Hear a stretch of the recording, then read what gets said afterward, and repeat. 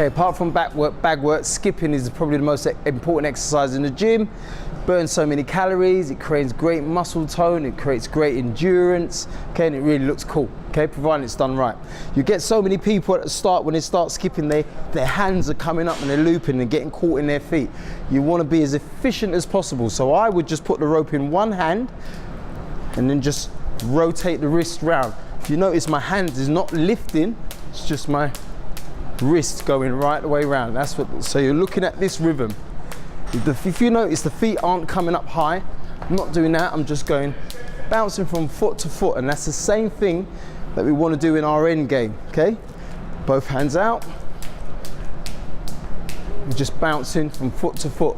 Hands aren't coming up, it's just the wrist going round, okay? Try doing that for 30 seconds to a minute and you're on your way.